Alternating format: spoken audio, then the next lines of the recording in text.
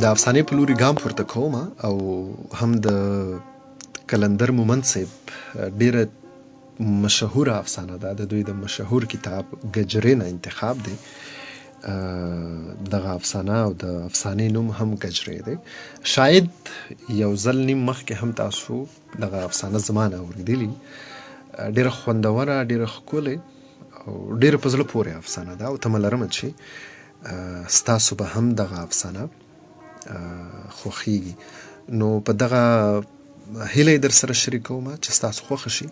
ستاسو پام او ستاسو توجه غواړم د قلندر مومند صاحب افسانې ګجرې ته. شېردل چې د خان د ډنډې له پټو نه راواوړېده او ټاپو ته رانږدې کېده، نو د شیرینۍ ژړا یې تر غوږو شوه. خو دې خبر چې هغې ولې ژړل، خو شېردل داسې محسوسه کړه لکه چې هغه لا تر اوسه په هغه زړه خبره ژاړي. او هغه تلو تلو کې مخ په وروستو کلي ته وکتل. لاندې کلي کې یو نیم کور کې ډیوه بلېده. هغه د ژړا په آواز پسې سترګې وځغلولې او چې په دلیل دلیل خپل کور صحیح کو، نو شیرینۍ یې په سترګو کې نیغه ودرېده. بابا ماله ګجرې، بچې که زه ښار ته لاړم نو ګجرې څه چې چوړۍ خو به درله راوړم. نه ماله ګجرې. د شیرینۍ آواز کې د مودو زیل راغونډ و. هغې رونګه رونګه شروع کړه. بچې چوپ شه که نه، را به وړم درله که نه. د شېردل له آوازه صفا ښکارېده چې هغه ترې په څه چل ځان خلاصول غواړي. نو کله چې کله ښار ته لاړم. نه ته دروغ وې، ته ماله ګجرې نه راوړې. او هغې بیا په ژړا لاس پورې کړ. شېردل څه وخت خو چوپ و، خو بیا شیرینۍ ته نږدې شو. هغه یې کټ نه راوچته کړه او په مځکه یې راوشته. او بیا لکه چې کرکجن شو، په منډه له کوره راووتلو او د جنګۍ لارې ونیوه. او چې هغه د کلي نه راوتلو، نو سوچ یې کولو چې اخر دې کې د شیرینۍ څه قصور دی، ما هغه ولې ووهله. خدای خبر چې ما ولې ووهله. او د هغه سوچ ګروم ونیولو. سر یې ناڅاپه دروند شو او لږ لږ درد یې شروع کو. ولې د هغه سوچ لا ختم نه و. خدای خبر چې د ښځو دا ګجرې ولې دومره خوښې وي. د هغه سوچ د تخت شعور کتاب پرانیستو او هغه تصویر یې پکې راوویستو چې له نن نه 7 کاله مخکې همدغسې یو ماښامي کې چې هغه کلبه راوویستله، نو د شیرینۍ مور چې له هغه وخت د شیرینۍ مور نه وه، ترې هم په دغې سیزیل د ګجرو غوښتنه کړې وه. خو هغه وخت نه خو هغه ریښمینې ته غوسه کړې وه او نه یې پرې لاس پورته کړی و. نو دا نن څه چلو؟ هغه له ځان نه پوښتنه وکړه او چې څه جواب ترې جوړ نه شو، نو موسکۍ غوندې شو. خو له لاندې کلي نه د شیرینۍ د ژړا آواز دا موسکا تالا ترغه کړه او د هغه ذهن بیا ګروم ونیولو. شېردل چې په ټکي لو کولو، نو هغه وخت هم داسې محسوسه کړه لکه چې شیرینۍ ورته د پولې په غاړه ولاړه وي. بابا ماله ګجرې. او هغه ترې مخ واړولو. مخامخ د بیرې د پاڼو له منځ نه د سپوږمۍ خوره خوره رڼا د هغه په مخ پرېوته. یاره چې نن به د میاشت سویم وي. هغه له ځان نه پوښتنه وکړه او چې د خپل سوال د ځواب جوړولو په غرض یې سپوږمۍ ته وکتل، نو د شیرینۍ په معصوم مخ ورته د اوښکو قطرې ور په یاد شوې او سپوږمۍ ورته داسې ښکاره شوه لکه ماته ګجره. هغه توکاڼې تیرې کړې او شاید چې اوښکې هم. او هغه زر زر لو کول شروع کړه. هغه لو کولو، خو ساعت پس به هغه ته شیرینۍ را یادېده او دې یاداست سره سم به هغه ځان کچه کچه محسوس کو. ګجرې څه دومره بابت خو نه دي چې زه یې شیرینۍ له نشم راوړی. هغه سوچ کولو، خو زه یې څنګه راوړم؟ ښار ته زه نشم تلی. او ښار ته د نه تلو د خیال سره سم د هغه رګونه راښکلي شو.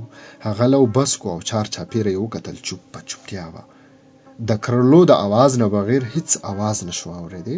کله کله به د کلي له خوا نه د ساز او د سندرې نیمه ټوکړه د هوا څپې سره راغله او شېردل به پوه شو چې دا یا خو د خان په حجره کې تماشه ده او یا ریډیو غږیږي، او خدای خبر چې هغه له به ولې غوسه ورغله، او چې یو ځل هوا د ساز او سندرې سره سمه یوه ماته ګوډه خندا هم راوړه، نو شېردل له خولې نه یو غټ کنځل راتوکو او له ځانه ګیر چاپیر د غنمو ریبدل یو شویو بوټو ته یې وکتل. مونږ به دخله کوي ستا، او هغه یو بل کنځل هم وکړو او د غنمو ډکې یې راغونډول شروع کړل. هغه چې د غنمو د کودو د تړلو دپاره د غنمو د ډکو وندنې جوړې کړه، نو ناڅاپه ورته بیا د شیرینۍ ګجرې را یادې شوې. خو داسې ورته را یادې شوې چې هغه د غنمو ګیډي هم په پټي کې پرېښودې او کلي ته روان شو. کلی بلکل دم و.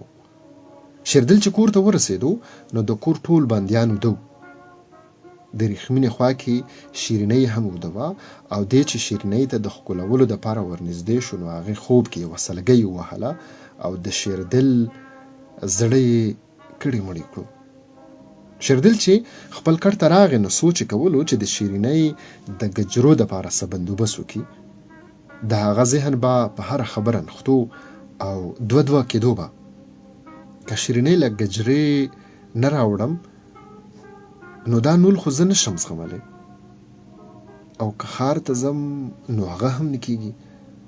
د هغه ذهن بیا ونښتو، یره یو خو بس خدای ښه دی، که یو وزرې نه وې نو دا ویره خو به مې نه وه که نه چې که زه نه یم نو خان به مې بال بچ له کوټو نه وباسي. او په دې سوچ کې هغه وده شو، او چې ملا بانګ ویلو نو هغه بیا ویښو. هغه څادر په اوږه کو، د دوکانچې نه یې لور را واخیستو او بهر ته راووتو. اصل کې هغه شیرینۍ سره سترګې نشوې برابرولې، او چې د نمر خاته نه لږ وروستو د هغه د ګاونډي زوی د هغه دپاره چای راوړې او د هغه خوا کې شیرینۍ ډوډۍ په سر نیولې په ستړیو قدمونو را روانه لورایه ورښکاره شوه. نو د شېردل په ټول بدن کې لکه چې ګرمه سیکه وچورلېده، او چې هغه په بیړه ځان تر شیرینۍ ورسوو نو دا ګرمه سیکه سترګو ته را رسېدلې وه. هغه شیرینۍ نه ډوډۍ واخیسته او ځان ته یې رانږدې کړه. زما بچې. د هغه له خولې نه صرف دومره آواز وختو او ګرمه ویلې سیکه د هغه له سترګو نه راوڅڅېده، او چې هغه چای څښلې نو شیرینۍ د دروزې نه بنګړي جوړول، او چې شېردل ورته وکتل نو هغه بیا بې واکه شو. د هغه ټول بدن په رپېدو شو او په سر درد راغی. بچې دا لوښي یوسه. هغه برېت او وروځې په یو لاس وچیکې، او چې شیرینۍ لوښو ته رانږدې شوه نو شېردل ناڅاپه فیصله وکړه. بچې سبا له جمعه ده، سبا به ښار ته ځم، درله به ګجرې راوړم. ښه ته کور ته ځه بچې مې. هغه په شونډو کې لورایه هغه ښکل کړه. او چې سبا شیرینۍ پاڅېده نو کلي کې الغاو تلغاو، د خوا او شا کورونو کې ژړاګانې وې. شیرینۍ چې مور ته وکتل نو د هغې سترګې هم سرې وې. مورې بابا مې څه شو؟ هغې په حیرانتیا پوښتنه وکړه. بهر دی. ریښمینې په غریوجن آواز کې وویل، او چې شیرینۍ ته یې مخ راواړولو نو بیا هغه له کوڅې نه بهر وه، او چې شیرینۍ حجرې ته مخامخ شوه نو لورایه خپل پلار ولیدو. هغې ورمنډه کړه، او چې د چا ورته خیال کېدو نو هغه بیا د پلار غېږ کې وه. بابا ماله دې ګجرې رانه وړې؟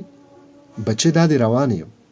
هغه له څادر نه لاسونه بهر راوښکل چې د شیرینۍ په سر یې راکاږي، خو زر یې بیا پټ کړه.